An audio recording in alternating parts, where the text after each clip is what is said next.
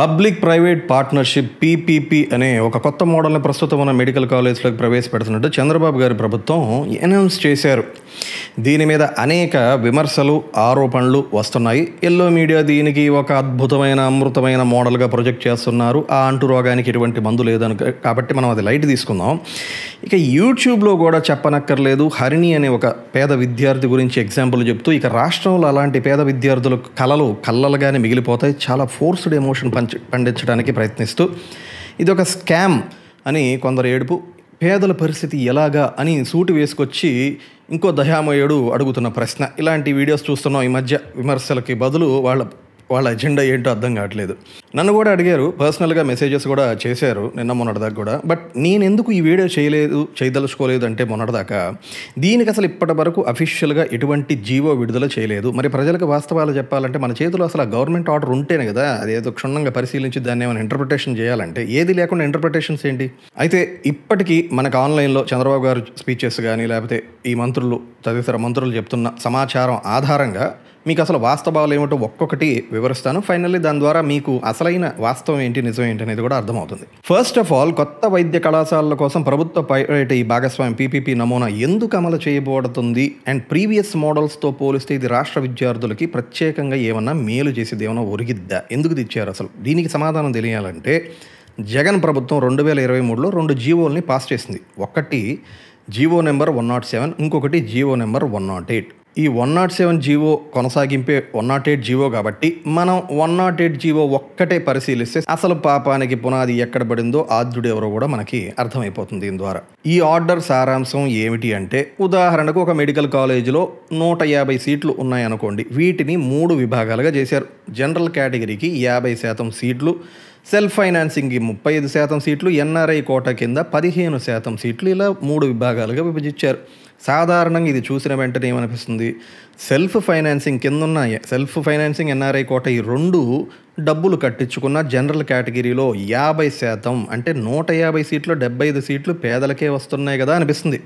కానీ general category కింద వచ్చేది మాత్రం 64 సీట్లే. అది ఎలా? 50% అంటే 75 రావాలి కదా సీట్లు, కానీ 64 సీట్లు మాత్రమే ఎలా వస్తుంది అంటే, ఇక్కడ ఒక Christopher Nolan back and fourth screen play ఒకటి జరిగింది. మీరు కొంచెం జీవో నెంబర్ 107లోకి వెళ్ళి చూస్తే ఇక్కడ చాలా స్పష్టంగా 15% ఆఫ్ టోటల్ సీట్స్ని ఆల్ ఇండియా కోటా కింద వెళ్తాయి. Out of remaining 85% of the seats మాత్రమే ఈ general self financing, NRI quota కింద వస్తాయి. అంటే 150 సీట్లలో 85% అంటే 127 సీట్లు, అంటే 128 తీసుకుందాం రౌండ్ ఫిగర్గా. 50%, అందులో సగం ఎన్ని సీట్లు వస్తాయి? 128లో 64 సీట్లు మాత్రమే రాష్ట్ర విద్యార్థులకు అంతే ఈ state general category seats. In comparison ఇప్పుడు ప్రభుత్వం తెచ్చిన ప్రతిపాదనలో ఏమని చెప్తున్నారంటే, మొత్తం 150 సీట్లలో 50% అంటే 75 సీట్లు జనరల్ కేటగిరీ కింద, 35 అంటే 52 సీట్స్ సెల్ఫ్ ఫైనాన్సింగ్, 15% 23 సీట్లు ఎన్ఆర్ఐ కింద వస్తాయి. అంటే గతంలో కన్నా 11 సీట్లు ఎక్కువ వచ్చాయి. మొత్తంగా ప్రతిపాదించిన ఈ 10 మెడికల్ కాలేజ్లో క్యుములేటివ్గా చూసుకుంటే ప్రతి ఏటా అధికంగా 110 సీట్లు రాష్ట్రానికి వస్తున్నాయి. సో హరిణి లాంటి పోర్ స్టూడెంట్స్ ఇంకొక 110 మందికి మనకి అవకాశాలు కల్పించినట్లే కదా. 2 పక్కనే చూస్తే మీకే ఒక క్లారిటీ వస్తుంది. ఇది ఎలా సాధ్యం అంటే, గత ప్రభుత్వంలో తెచ్చిన జీవో యాక్చువల్గా 3 కేటగిరీలు కాదు, 4 కేటగిరీలు ఉన్నాయి. కొత్త దాంట్లో ఆల్ ఇండియా కోటా అనేది లేదు. అయితే మీకు ఇక్కడ ఒక ప్రశ్న రావచ్చు, అదేంటండి ఆల్ ఇండియా కోటా తీసేస్తే ఆ సీట్లన్నీ పోయినట్లే కదా, మరి మన రాష్ట్రానికి నష్టమే కదా అనిపించవచ్చు. గమనించండి, అసలు ఏ కేటగిరీలో అయినా సరే మీ ఇళ్లలో మెడికల్ చదివే వాళ్ళు ఎవరైనా స్టూడెంట్స్ ఉంటే కూడా మీరు అడిగి తెలుసుకోవచ్చు.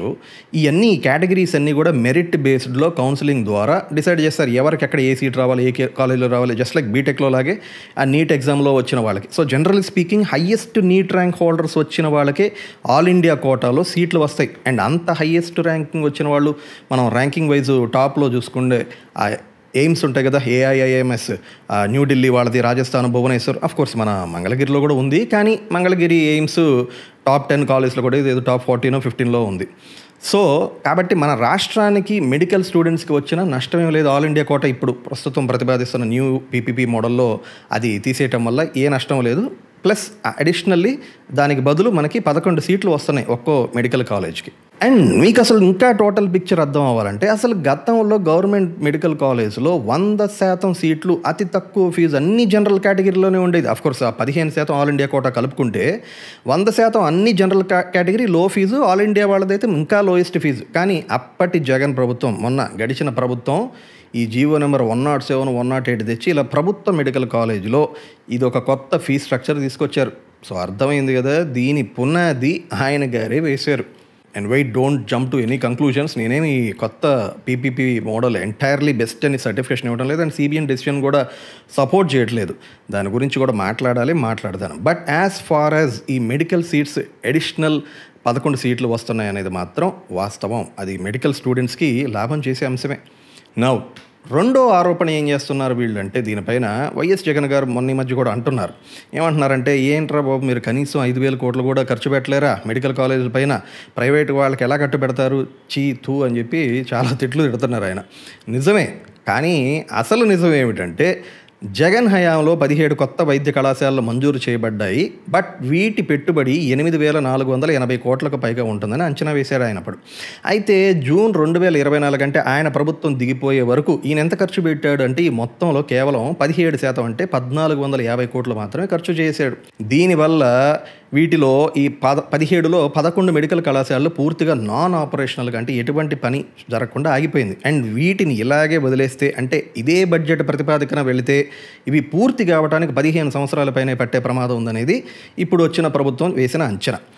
ఎందుకు ఎగ్జాంపుల్ చెప్తున్నా, ఒకవేళ గతంలో జగన్ గారు ఒక 10,000 కోట్లు ఖర్చు చేసి 5,000 కూడా పెట్టలేరా సన్యాసులారంటే మనం కూడా నోరు కలిపి తిట్టేవాళ్ళం. పోనీ 5,000 కోట్లన్నా ఖర్చు చేసి మీరు అది కూడా పీకలేరా అంటే మనం కూడా ఏం చేస్తున్నావు అని చెప్పి మనం ఇప్పుడు వాళ్ళని విమర్శించవచ్చు, నమ్మచ్చు ఆయన. అసలు ఆయన మొత్తం 4 ఏళ్లలో పెట్టిందే 1,450 కోట్లు, అంటే ఏడాదికి ఎంత 362 కోట్లు కదా. ఇది నేను ఇంకొకళ్ళు చెప్తున్న మాటలు కాదు, నీతి ఆయోగ్ ఇచ్చిన రిపోర్టు జగన్ సర్కార్ ఎంత ఖర్చు చేసిందనే దానికి. బట్ ఇన్ కంపారిజన్ ప్రస్తుతం వచ్చిన ఈ ప్రభుత్వం, ఈ కూటమి ప్రభుత్వం, వాళ్ళు వచ్చిన ఏడాదిలోనే జూన్ 2024 అనుకుంటే, ఎగ్జాక్ట్ మంత్ తెలియదు కానీ, ఈ నిలిచిపోయిన ఈ మెడికల్ కాలేజీల పనులు పునరుద్ధరించడానికి 786.82 కోట్లు విడుదల చేసింది. అంటే జగన్ కన్నా మెడికల్ కాలేజెస్ పైన ప్రస్తుత ప్రభుత్వం 2 ఎక్కువ ఖర్చు చేసింది అనేది వాస్తవం. సో రాష్ట్రంలో ఒక్కో మెడికల్ కాలేజీలకి 11 చొప్పున సీట్లు ఆల్రెడీ పెరిగాయి గతంలో కన్నా, అండ్ ఆల్సో ఎక్కువ ఫండ్స్ వీళ్ళు ఆల్రెడీ అలొకేట్ చేశారు. అయితే ఇదంతా నాణ్యానికి ఒకవైపే. ఈ పీపీపీ మోడల్లో సామాన్యుడికి వచ్చే అతిపెద్ద నష్టాలు ఏంటో ఇప్పుడు చూద్దాం. ప్రైవేటైజేషన్, ఫుల్లీ ప్రైవేటైజ్డ్ కానప్పటికీ పేరులోనే ఉంది కదా ప్రైవేటు పబ్లిక్ పార్ట్నర్షిప్ అని. సాధారణంగా మనందరికీ తెలుసు గవర్నమెంట్ హాస్పిటల్స్లో 100% వైద్యం అనేది ఉచితం. అంటే మెడిసిన్స్ లాంటి ఖర్చులు మనమే పెట్టుకున్నప్పటికీ జనరల్లీ వైద్యం అనేది 100% ఉచితమే. కానీ ఈ పీపీపీ విధానంలో 70% మాత్రం ఉచితం అనేది వీళ్ళు తెచ్చిన స్కీమ్ అసలు మేజర్ డ్రాబ్యాక్ అదే. మిగతా 30% పెయిడ్ సర్వీసెస్. అంటే పీపీపీ నమూనా ఆసుపత్రులన్నింటిలో కూడా మనకున్న ఏమేమి ఉన్నాయి స్కీమ్స్, ప్రధానమంత్రి జన ఆరోగ్య యోజన కానీ, లేదా ఎన్టీఆర్ వైద్య సేవా ట్రస్ట్ వంటి ప్రభుత్వ ఆరోగ్య పథకాల కింద ఉచితంగా ఆ ఓపీడీ సేవలు కానీ, ఓపీడీలో ఉచితంగా చేసే డయాగ్నోస్టిక్స్, ఇవన్నీ ఉచితంగానే పొందవచ్చు అంటున్నారు. కానీ దానికి ఒక లిమిటేషన్ పెట్టారు. ఇప్పుడు దాకా ఉన్న ఉచితం 70% మాత్రమే పొందగలుగుతారు. 70% అనే పరిమిత లిమిట్స్ పెట్టారు. 30% పెయిడ్ సర్వీసెస్. ఇంకా క్లియర్గా అర్థం అవ్వాలంటే, ఉదాహరణకి ఒక హాస్పిటల్లో 100 బెడ్స్ ఉన్న ప్రభుత్వ ఆసుపత్రిలో కేవలం 70 బెడ్స్ మాత్రమే ఈ ఉచిత ఐపీడీ సేవలను అందుబాటులో ఉంటాయి. మిగతా 30 పడకలు ప్రైవేట్ ఆసుపత్రిలో లాగే డబ్బులు కట్టాలి. అండ్ అసలు 70 పడకలు కూడా ఫ్రీగానే వైద్యం అందిస్తారు అనడానికి గ్యారంటీ ఏం చెప్తున్నారంటే ఏమో అసలు ఇది అసలు క్లియర్గా లేదు.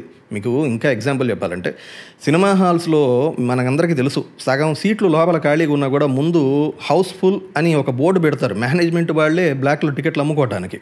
సినిమా ఎగ్జాంపుల్ ఎందుకు చెప్పాలంటే, అసలు నిజంగా సినిమాలో చూసేవాళ్ళు మన 2 రాష్ట్రాల్లో 10 కోట్ల మంది అనుకుంటే జనాభాలో 1 కోటి మంది కూడా సినిమా చూడరు. మరి ఇక్కడ ఇది ఆరోగ్యం. ఆరోగ్యం అంటే ఏంటి? వైద్యం అంటే అసలు మనకి పేదవాళ్ళని అక్కర్లేదు, ధనికురులైనా కూడా ఎవరికైనా మనిషి అనేవాడికి ఇదొక సైకలాజికల్గా, ఎమోషనల్గా ఆ పేషెంట్కి మన వాళ్ళకి ఉండే ఎక్స్ట్రీమ్ అవసరాలు, ఆ హెల్త్ అవసరాలు, ఆ మెడిసిన్, ఆ వైద్యం కోసం మనం ఎంత దూరమైన వెళ్ళటానికి తెగిస్తాం. కానీ సామాన్యుడికి ఆ అప్పు పుట్టకే కదా గవర్నమెంట్ ఆసుపత్రికి వచ్చేది. మరి మీరు ఇక్కడ 70% మాత్రమే ఫ్రీ సర్వీసెస్ ఉంటాయి, అనేది అసలు మీరు అదైనా పోనీ తక్కువలో తక్కువ సరే 70% అయినా ఏడ్చారు, దాన్నైనా కరెక్ట్గా అమలు చేస్తారంటానికి మీరు ఇంప్లిమెంట్ చేస్తున్న ఇన్ఫ్రాస్ట్రక్చర్ ఉందా ఇప్పుడు పీపీపీ మోడల్లో? అది తెలీదు, క్లారిటీ రావాలి. అండ్ ఖచ్చితంగా రేపటి రోజున ఈ పీపీపీ విధానం వస్తే సినిమా హాల్లో ఇందాక చెప్పుకున్నాక బ్లాక్ టికెట్ లాగే ప్రభుత్వ ఆసుపత్రుల్లో కూడా ఒక బెడ్ దొరకటం కోసం ఎంత డిమాండ్ చేస్తారో ఊహించలేం. సో మీరే ఆలోచించండి, ఒక సామాన్యుడు ప్రభుత్వ ఆసుపత్రికి వెళ్ళినప్పుడు అరే నా అయిన వాళ్ళని కాపాడుకోలేకపోతున్నాననే బాధతో బాధపడాలా, లేదా ఆర్థికంగా స్తోమత లేదే ఉంటే అసలు ఇంకా పెద్ద ఆసుపత్రికి వెళ్ళేవాడిని బాధపడాలా, లేదు ఈ 70-30 రేషియోలో నాకు బెడ్ ఎక్కడ దొరికిద్దో ఏంటో అని చెప్పి ఆ కాంపిటీషన్ కోసం పరిగెలు తీస్తూ బాధపడాలా? ఆల్రెడీ మనందరికీ తెలుసు గవర్నమెంట్ ఇన్స్టిట్యూషన్స్లో లంచం ఎలా ఉంటుందనేది మనకి బాగా తెలుసు. నా చిన్నప్పటి నుంచి సినిమాలు చూస్తున్నాను, మా అమ్మ వాళ్ళ చిన్నప్పటి నుంచి కూడా ఉన్నాయి లంచాలు అనేవి.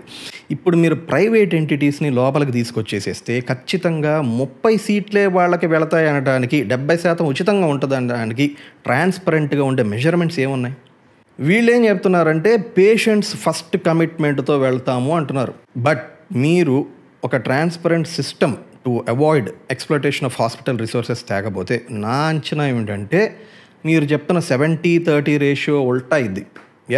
అంటే 30 పడకలే సామాన్యుడికి వస్తాయి, మిగతా 70 పడకలు అమ్ముకునే అవకాశాలు పుష్కలంగా ఉన్నాయి. ఉల్టా ఇది 70-30 30-70 అయింది. సో జగన్ మెడికల్ కాలేజీల్లో సీట్లు అమ్మే విధానానికి పునాది వేస్తే చంద్రబాబు ప్రభుత్వం సీట్లనే కాదు ఎడిషనల్గా సామాన్యుడికి దక్కే వైద్యాన్ని కూడా 30% అమ్ముకోవడానికి శ్రీకారం చుట్టారు. ప్రభుత్వం చెప్తున్న కారణాలు ఏమిటి అంటే ఎందుకు తెచ్చామనే దానికి, ఫస్ట్ ర్యాపిడ్ ఎగ్జిక్యూషన్, అంటే నిలిచిపోయిన న్యూ మెడికల్ కాలేజ్ ప్రాజెక్ట్స్ అలాగే వదిలేస్తే ఇంకో 2 దశాబ్దాలు పట్టింది. సో స్టాల్డ్ ప్రాజెక్ట్స్ అండ్ ఆ ఫండింగ్ గ్యాప్స్ నింపటానికే పీపీపీ అనే విధానాన్ని ప్రవేశాన్ని తీసుకొచ్చాం అనేది వీళ్ళు మొదటి కారణం.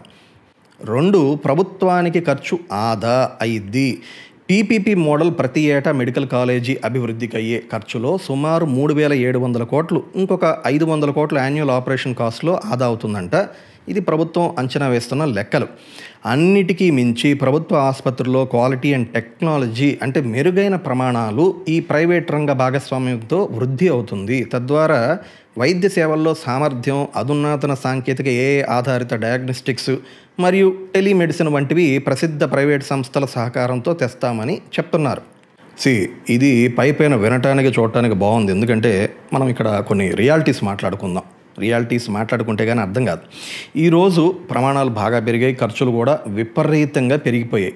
ఫ్రీగా ఏది వచ్చినా అది క్వాలిటీ ఉండదని మనం గెస్ చేయొచ్చు, దానికేం పెద్ద మ్యాథ్స్ ఎకనామిక్స్ తెలియాల్సిన అవసరం లేదు. 30% ప్రైజింగ్ తీసుకురావటం కూడా సమంజసమే. అంటే 100 పడకల్లో 30% పెయిడ్ సర్వీసెస్ అంటే సమంజసమే ఎందుకంటున్నాను అనిపిస్తుంది. అంటే నాకు అది కూడా ఎప్పుడు అంటే ఒక ఫిక్స్డ్ స్లాబ్ రేట్ సిస్టమ్ తీసుకొచ్చినప్పుడు. ఫర్ ఎగ్జాంపుల్ నాకు పర్సనల్గా జరిగిన ఎక్స్పీరియన్స్ ఒకటి చెప్తాను.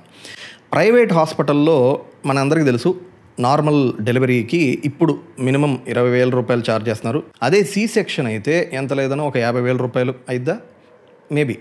బట్ అలా కాకుండా ఇక్కడ మాకు తెలంగాణలో నాకు పర్సనల్గా జరిగిన ఒక ఎగ్జాంపుల్ చెప్తాను. కామినేని హాస్పిటల్ ఎల్బీ నగర్, నాకు బాగా గుర్తు, ఆరోగ్యశ్రీ పథకం కింద మాకు తెలిసిన ఒక అమ్మాయిని డెలివరీకి చేర్పిస్తే అక్కడ నార్మల్ డెలివరీకి 7,000 రూపాయలు ఫీజు ఛార్జ్ చేసేవాళ్ళు. ఆల్ ఇంక్లూడింగ్ మెడిసిన్స్ 12,000 రూపాయలకి ఖర్చు పెట్టుకుంటే హ్యాపీగా డెలివరీ అయిపోయేది. C-సెక్షన్ అయితే 12,000 రూపాయలు మినిమం ఛార్జ్ చేసేవాళ్ళు. వాళ్ళు కూడా ఎంత లేదన్నా మ్యాక్సిమం ఒక 18,000-20,000 ఖర్చు అయ్యేది అంతే వాళ్ళ బిల్లు. ఆ స్లాబ్ రేట్స్ ఉన్నాయి కాబట్టి. మీరు చెప్తున్న quality of equipment, qualified staff, ముఖ్యంగా హైజీన్ విషయంలో వాళ్ళు ఎంత బెస్ట్ అనేది నేను ప్రత్యేకంగా చెప్పక్కర్లేదు, మీరు కూడా ఇలా చూసుకోవచ్చు. ఆరోగ్యశ్రీ కింద వాళ్ళు ఇచ్చిన కన్సెషన్ ప్రైజెస్ ఇది. రెగ్యులర్గా వెళ్ళే వాళ్ళకి స్టార్టింగ్ 30,000 ఉండేది. అఫ్కోర్స్ ఇది నేను చెప్తుంది 2016-18 ఆ పీరియడ్లో, అంటే ఆల్మోస్ట్ 8-9 ఇయర్స్ బ్యాక్ ఎక్స్పీరియన్స్ చెప్తున్నా. బట్ ఇక్కడ కూడా నా హోల్ పాయింట్ ఏంటంటే అన్లెస్ మీరు ఒక అఫోర్డబుల్ ప్రైస్ రేంజ్ ఫిక్స్ చేసి ఈ పీపీపీలో వస్తున్న 30% పెయిడ్ సర్వీసెస్లో వాటిలో ఆ fixed slab rate plus transparent billing process తీసుకురాకపోతే ఇది అట్టర్ ఫెయిల్యూర్ మోడల్ అయ్యిద్దంటంలో రాదర్ మీరు కనుక 70% విషయంలో ట్రాన్స్పరెన్సీని పనిచేస్తూ ఆ మిగిలిన 30% కూడా ఒక స్లాబ్ సిస్టమ్ తీసుకొస్తే ఓకే, కానీ అదర్వైజ్ అట్టర్ ఫెయిల్యూర్. ఇంకా చెప్పాలంటే మాలాంటి మధ్యతరగతి వాళ్ళకు కూడా నిజంగా ట్రాన్స్పరెన్సీ స్లాబ్ రేట్ సిస్టమ్ తీసుకొస్తే ప్రభుత్వ ఆసుపత్రిలోనే వైద్యం చేసుకోవడానికి ముందడుగు వేస్తాం.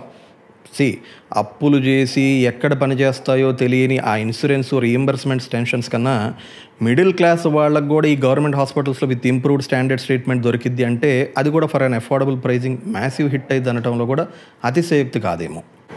మనం ప్రాక్టికల్గా రియాలిటీలో ఆలోచిస్తే ఆంధ్రప్రదేశ్ ఆర్థిక పరిస్థితి అండ్ నేను చెప్పిన అంశాలే కాకుండా మీరు కూడా పర్సనల్గా ఎక్స్పర్ట్స్ ఒపీనియన్ కూడా తీసుకోండి. ప్రస్తుతం మన రాష్ట్ర ఎకానమిక్ సిచ్యువేషన్ ఎలా ఉందంటే ఫ్రీ బీస్ వలన వచ్చిన బ్యాంక్రప్సీ అండ్ ఇలాంటి పీపీపీ కాన్సెప్ట్స్తో వచ్చే బెయిల్అవుట్ సిచ్యువేషన్ ఈ రెండింటి మధ్యలో ఉంది మన రాష్ట్ర పరిస్థితి. సో చంద్రబాబు నాయుడు గారి పరిస్థితి ఏమిటి అంటే రాష్ట్ర ఆర్థిక పరిస్థితి దృష్ట్యా చెప్పాలంటే అటువైపు దరిద్రం ఇటువైపు అష్టదరిద్రం ఈ రెండిట్లో మీరు ఏది ఎంచుకుంటారు అని ఆయన అడిగితే ఆయన ఎమోషన్స్కి వెళ్లకుండా ఎకనామిక్స్ అప్లై చేశారని చెప్పచ్చు. Very smart in fact.